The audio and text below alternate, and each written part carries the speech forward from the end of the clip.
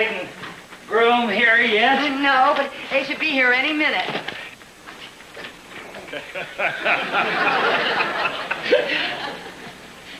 You've redecorated. Well, it must have cost a fortune. Oh, I just put on a few new slip covers, $27.50. We wouldn't want our son-in-law to think we had a shabby home, would we? Of course not. That's a new suit. Well, you wouldn't want our son-in-law to think he had a shabby father-in-law. You know, Edith, it's a weird feeling meeting your son-in-law for the first time, especially when he's a millionaire. Hope they'll stay for a while. Oh, I imagine we'll just stay a night or two and then be off to honeymoon in Europe or somewhere. In her letter, she said the world was her oyster. Oh, I just happen to have it here. Well, let's hear it. Wait till you meet Howie. He's been around the world 3 times. He's very modest, but one night he let it slip that his boat was the largest in the Mediterranean. That makes it bigger than a Narcissus. This will interest Daddy. Howie's a mathematical genius. He charts the stock market, and he's never wrong. What if he'll bring his own ticker tape? He's on the golf course every day and shoots in the low 60s. What do you shoot, dear? Keep reading. Howie is the richest man I've ever known. That's the part. Go on. And the most generous. I never dreamed I would ever have so much. Edith, we mustn't let Howie go to our heads. What do you mean, dear? Well, I suppose a man like Howie will have made plans for us. But we mustn't let him, no, sir. We're going to continue to live the same simple life we've always lived. What's that? Imported champagne. The same simple life we've always led. We're not going to accept a thing from Howie. Not even a little red convertible? Absolutely not. What if he invites us for a cruise on his yacht? Well, we don't want to be unfriendly. That must be them. Oh, gosh. Oh. Here's the bride, Oh, Barbara. my baby. Mother. Oh, darling. Hi, Barbara. You don't look any different. Everybody, this is Howie. Mr. Dickerson. Hello, Dad. Mom! Oh, Howie. And you're Sally. Why, you're even prettier than Barbara said. You should be in a red convertible. That'll be $3.80. Oh, I don't think I have it. None of you fellows ever carry money, do you? Here you are. Keep the change. Thank you. Oh, well, let's get this stuff out of here. Oh, don't touch that. I'll carry it myself. The house looks lovely. Oh, Mother. Well, I decided if I couldn't be at my own daughter's wedding, at least I wasn't going to be cheated out of a wedding cake. I want you to go down to the office and have lunch with me. I want everyone to meet you. Oh, I'd love to, Mr. Sims. Walter or Dad. Well, I think it's time for a wedding toast. All right, Barbara. Here's Howie's. Thank you, Dad. Here's yours, honey. Edith. Dear. And one for Dad. A toast to the bride and groom. Wherever you may be, whatever remote corners of the world you may find yourselves in, may happiness and joy be with you always. Thanks, Dad. Traldika Marov Salantikan. What's that? It's an old Yucardi tribal toast. May there always be many fingers in your pot. I guess it doesn't translate too well. Howie speaks 12 languages. Well, my Yucardi's kind of rusty. Well, I don't imagine too many people on Long Island will notice.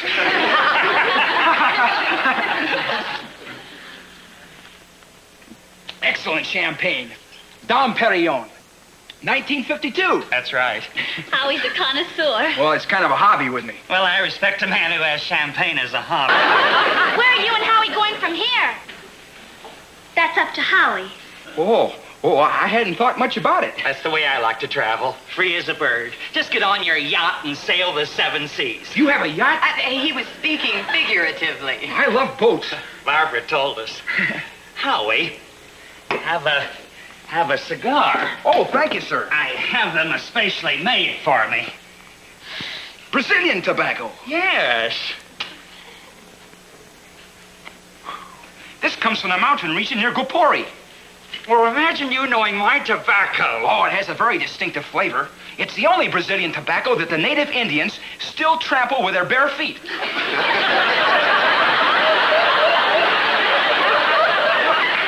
If you're interested in Indian culture, this will fascinate you.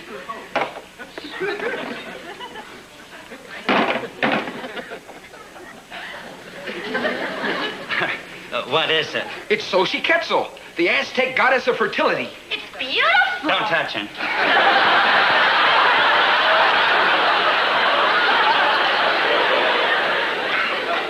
Howie says it's an absolute guarantee that you'll have children. He'd like an even dozen. How lovely. Yes, Edith.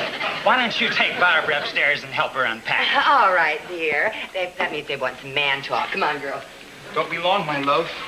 My own darling.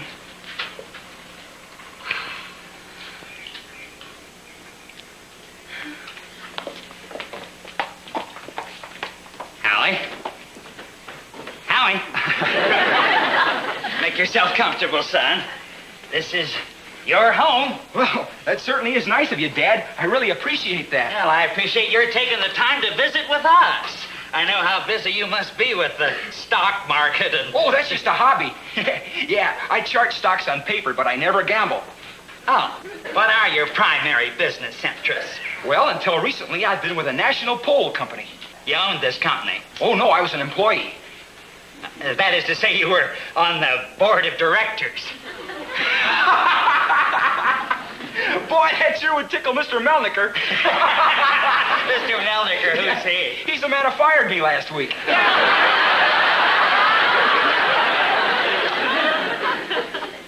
Fired you? Yeah, I made certain suggestions as to the reorganization of the company that didn't set too well with him. I was a field employee, and I went around making surveys. And for every questionnaire that was filled out, I got 50 cents. That's another hobby. That's my living. Early mornings, I caddy. Didn't Barbara tell you? She mentioned you were on the golf course every day. What does your father do, Howie? He's a butcher in Eagle Rock, California. Barbara told us you had the biggest boat on the Mediterranean. Barbara always gets that wrong. I've told her it's not a boat, it's a ship. But it's the biggest. Well, Franklin D. Roosevelt was. Of course, the Navy's built bigger carriers since then. A carrier. You were an officer in the Navy? Started out as an officer, ended up as a seaman second class. They were running that ship, and... what's the matter, Dad? You look kind of... Here. Mr. Dickerson, are you employed? Oh, no, sir, not at present. I've had a lot of jobs, but none of them ever seem to last very long. I find it hard to adjust. I suppose you might call me a nonconformist, sort of a beardless beatnik. But don't you find it difficult to employ the most fruitful years of your life in doing work that's trivial? Do you have enough money to support my daughter? No! That's why I was so pleased when Barbara said we could move in here.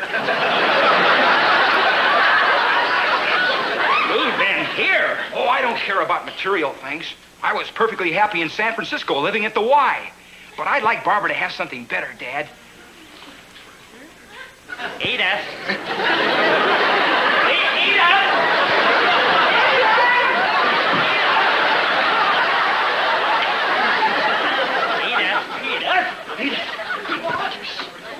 The whole neighborhood will hear you, and the girls are in Sally's room. He's a caddy. I know, dear. Here's 2 aspirin and a glass of water. We misunderstood her letters. He's a fake, just a fortune hunter. Honey, if he married Barbara for her money, it should last him until about 6 o'clock. They're planning to stay here. Well, just until Howie gets a job that's suitable for him, dear. And we're in trouble. I think Howie's operating on the 10-year plan. What in the world made Barbara write us that Howie was the richest man she'd ever known? She wasn't talking about money, dear. She was talking about Howie's love. That's why they're rich. Oh. To my new son-in-law, the beardless beatnik.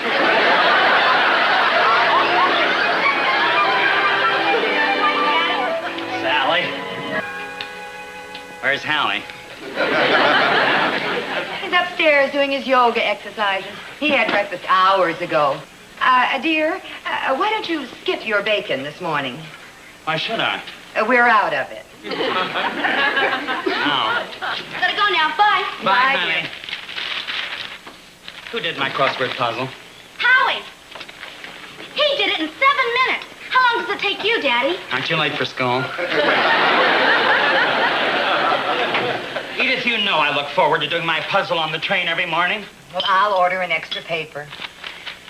Barbara says Howie's an absolute genius. Well, believe me, Edith, for every genius in the world, there's a non-genius right behind him, picking up the check.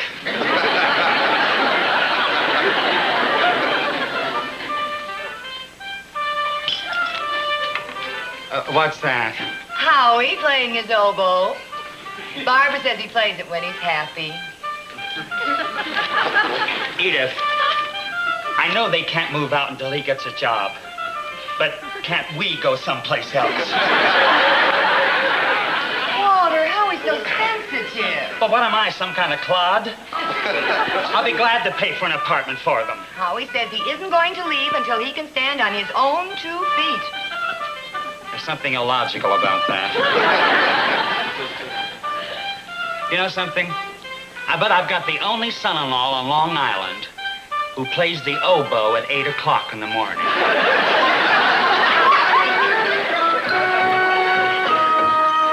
Well, seem to have luck when I play with you, Martha. I hope it hangs on tonight. Hi.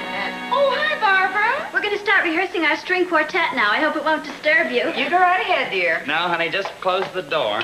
Okay, Daddy. Now, let's see. What we got here?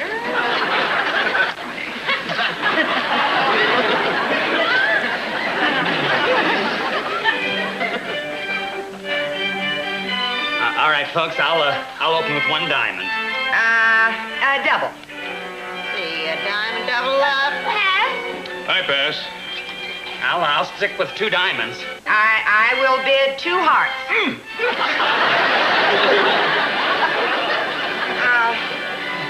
No, I'll double 2 diamonds. Oh, you could be thrown out of any bridge club in the country for bidding like that.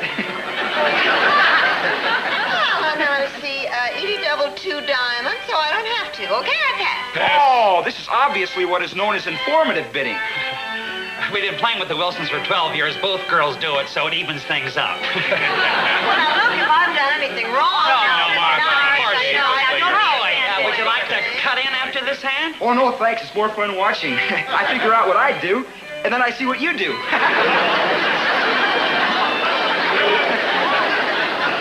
got that needle stick out there? I like Brahms as well as anyone, but that's ridiculous. Mozart. Mozart. If you've heard one, you've heard them all. The cello's playing an improper inversion of a major 7. You go ahead, I'll fix it. Well, why don't you do that, Howie?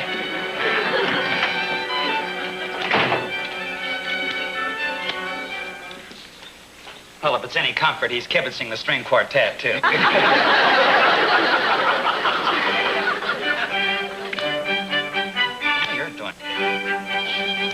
of I liked it better the other way. Me too. There. I think all the rest are mine. To my hand, you've got him. Martha, we're down 1. Well, how'd you do? Down 1?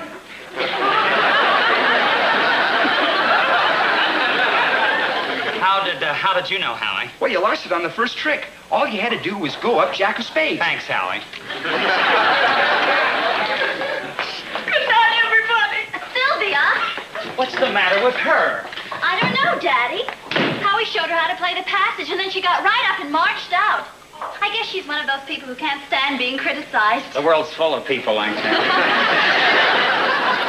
Oh, hey, please don't leave. I was going to play my oboe for you. Good night, Leonard Bernstein.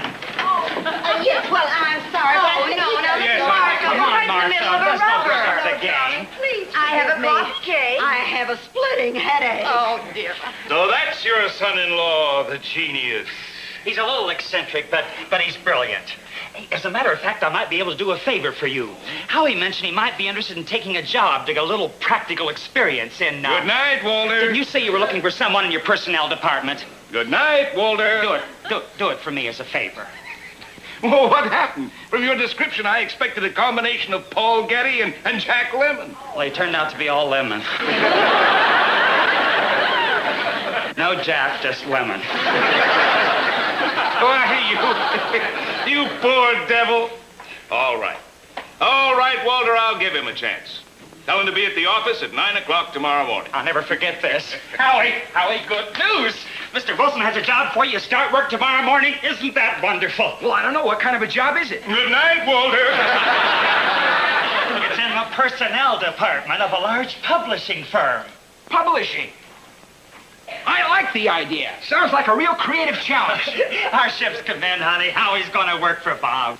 Well, good night, you two. I'll see you next week at our house. Good night, Bob. Thanks, Bob. Won't forget this, Bob. I wonder if you can freeze a coffee cake. Well, if you wrap it tightly and seal it, you can freeze anything. Did you say something?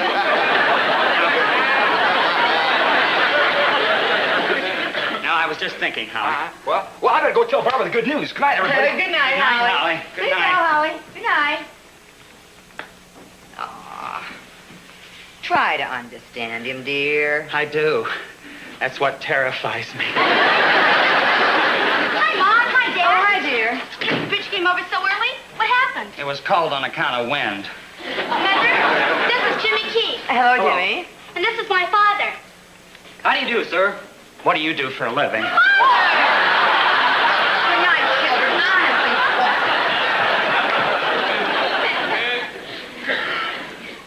Honestly. Well, I guess I better be going. What's your hurry? You just got here. You can sit and talk to me for a minute. Well, sure, if you like. Don't mind me. I forgot my oboe.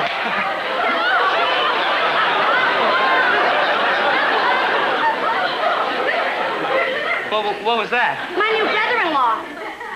Well, how's the movie? Fine, thank you. Jimmy Keith, Howie Dickinson. Ah, well, yeah. Well, good night.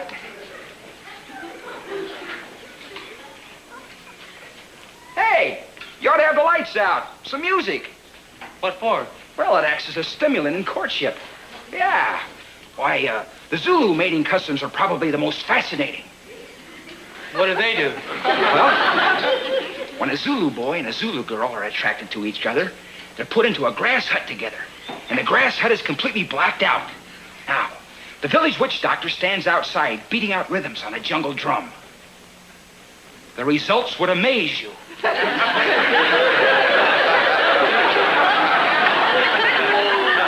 Have a pleasant evening.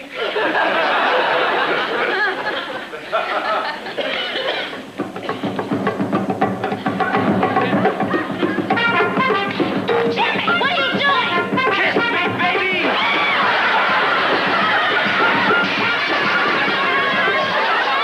What's going on here? I'm terribly sorry, sir. I don't know what came over me. My father will kill me! Howie and his jungle drum. What? Jimmy was a perfectly decent boy until Howie stalked in here in his wild pajamas and started giving Jimmy pointers on Zulu mating customs. If this goes on, I'm going to wind up an old maid.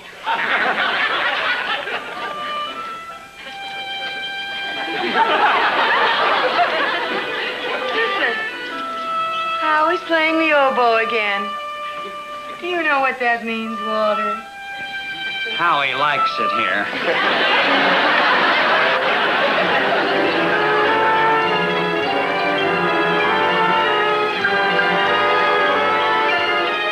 I'm filing the petition in surrogate court next week and hope to get the case on the calendar by the end of October.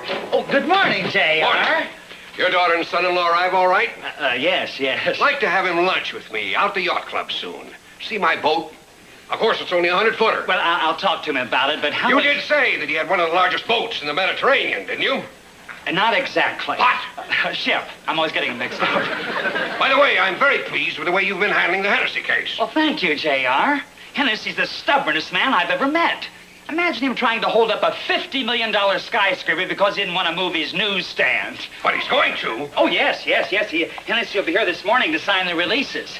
I had to offer him 5 times what the lease is worth, but it's for the benefit of the community. There'll be a nice bonus in this for you. Maybe a little extra vacation. Well, Edith's been talking about getting away on a little trip. You can take a cruise on your son-in-law's ship.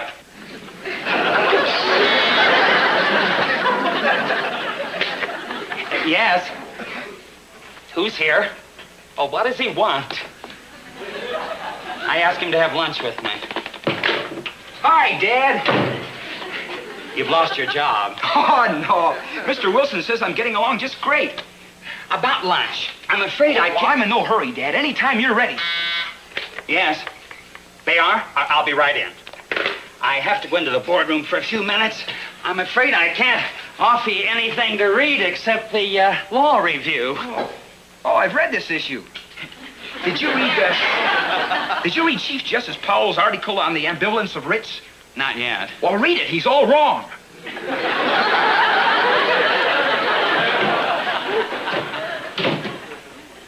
Isn't Mr. Sims here? Oh, he'll be right back.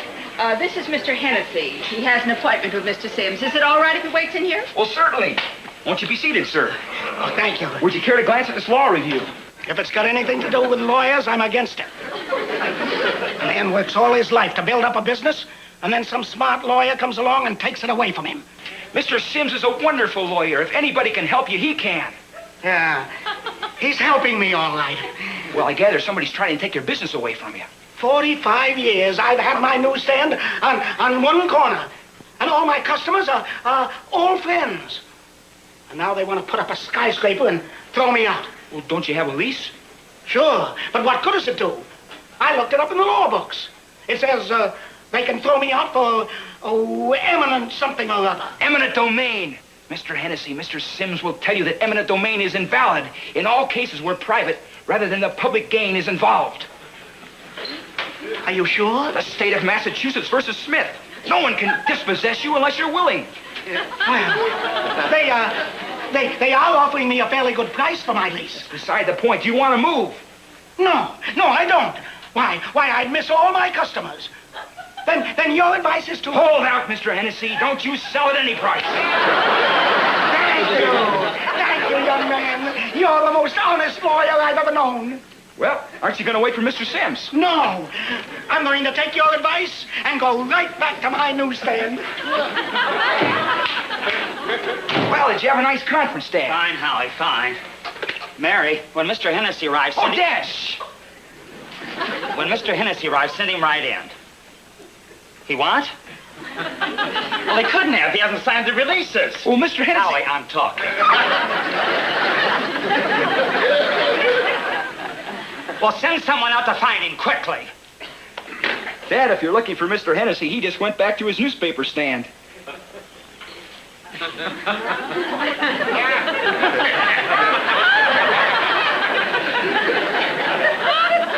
You talk to him. Oh, yes. He wanted to sign those releases, but I knew you wouldn't want him to, so I told him about Massachusetts versus Smith, and he decided to keep his stand. You talked him out of signing the releases. Don't thank me. You were in a board meeting, and I wanted to be helpful. Oh, you have been, Howie. I'll tell you what you've just done. In less than 5 minutes, all by yourself, you've ruined a case I've been working on for a year. And you've cost me my biggest client. Well, how could I? Massachusetts versus... I don't care a hang about Massachusetts. I never care about your getting out of here. But... Out! Maybe we ought to have lunch another day. You shouldn't eat when you're excited. My ulcer. For 10 years it hasn't bothered me, and you brought back my ulcer. Say, Dad, the juice of the tan bark tree is wonderful for ulcers. South American Out! Oh. Out!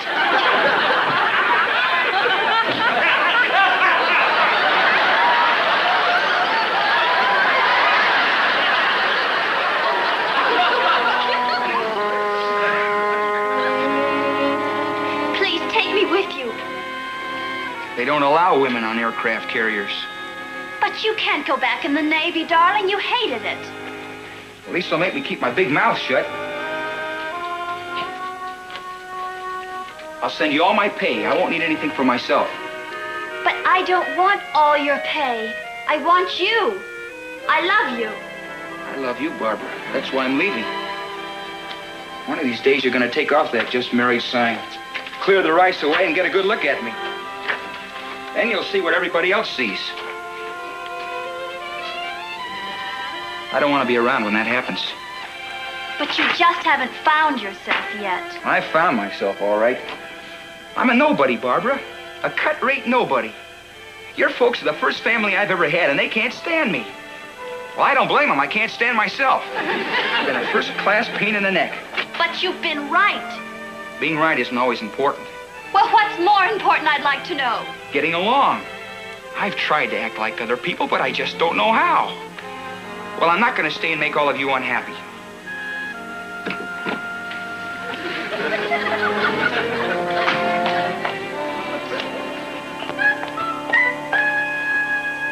How's your ulcer, dear?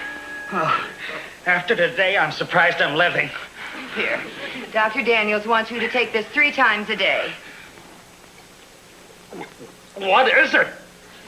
It's something new from South America, the juice of the tan bark tree.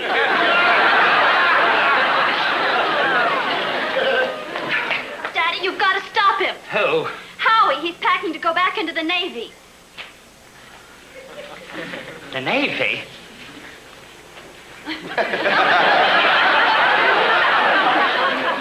Well, it'll be difficult for you, but we'll help all we can. But I'm not worried about me. I'm worried about Howie. I watched him packing just now. 6 pictures of me and 1 pair of socks. What's going to become of him? The Navy will give him socks, honey. No, they will. The Navy can't give him what he's lost. He doesn't believe in himself anymore. He's just going to shut up and take orders. Well, there's nothing the matter with that except that he won't be using that wonderful mind of his. Oh, that wonderful mind of his. We failed him. We failed him. Daddy, I know it isn't true, but Howie has the feeling, well, that you resented his living here with us. Well, I can't imagine where he ever got such an... Well, go tell him it isn't true, Barbara. Daddy, I've tried to talk to him. He won't listen to me. Walter, you've got to go up there and tell him he's got to stay here with us. Me? She's right. But what'll I say? I've grown accustomed to your face. Now, Walter, you'll think of something. You can be pretty smart when you want to be, Daddy. Now what? Oh, here. You sit down, dear. I'll get it. Thanks. Excuse me. Mr. Hoskins. Evening, Mrs. Sims. Walter, JR. I just heard about the Hennessy case. I can explain it, JR. Walter, I had to come by and personally congratulate you. Congratulate me. How did you find out that the Journal Telegram had a sob sister ready to write a story? Well, I got a good nose on me. I smelled that right out. That story about a heartless law firm throwing a poor old news dealer out into the street could have ruined us. Isn't that funny? I was just telling Edith. It could have ruined us. Oh, it could have ruined us. Of course, your really brilliant stroke was in sending your son-in-law over to convince Hennessy to move his stand in the new skyscraper. Howie's a talker. Oh, yes, that Howie can really talk. Well, now Hennessy can talk to all his old customers, and everybody's happy. Now you can take that cruise on your son-in-law's boat. JR, he doesn't have a boat. Ship, yes. Well, I'd like to have you bring your son-in-law over for dinner some evening soon. My wife will call you. Fine, JR. We'll look Good forward night, to Mr. that. Hoskins. How about that? I'm going to have that talk with Howie. Packing? I finished, Dad. I'm sorry for all the trouble I've caused you. Nonsense, Howie. We wouldn't dream of letting you go. We need you more than the Navy does. You need me? Of course, even if you are an eccentric. I mean... That's all right. I'm eccentric. Well, then I think eccentrics have contributed a great deal to the fields of science and politics and... Literature, theater, invention, music, poetry, philosophy. Yes. That's just what... You're the type of irritant that produces produces progress in our world. And havoc in our homes. I'm a pretty sad excuse for a son-in-law. I wouldn't have anyone else in the world. Howie, we've never had a son.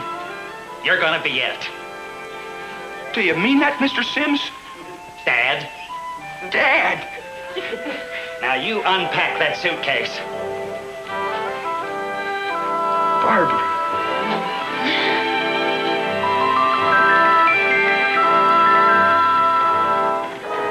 I'm proud of you. You handled that like a real father. The boy's got good stuff in him. You know, Edith, I think he really is a genius. And that's almost as nice as having a millionaire in the family. As long as I don't have to live with him. Tomorrow we'll help them find a nice apartment of their own. I am going to be a father of that boy. I'll have him down to the office for lunch, and we can have him here to dinner once a month. Hello. Oh, hi, Bob. What? Bob Wilson's calling to thank me for sending Howie to him. I knew he'd be an asset to the organization. Well, Howie's only been on the job 1 day, and he's come up with a reorganization plan that the board of directors thinks is brilliant. Oh, that's your son-in-law. That's my son-in-law.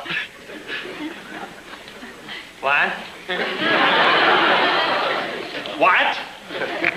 Hello, Bob. Bob. He hung up on me. Why? Howie made up a list of people at the office who could be replaced by machines. Bob Wilson's name was first on the list. And do you whose name Howie put second? His own.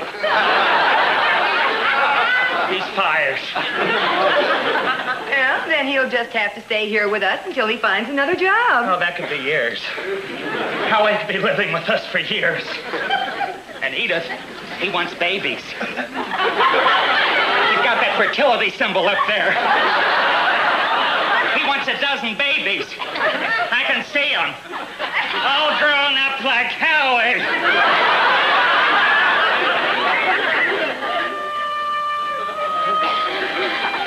Howie's playing the oboe. Home, sweet home.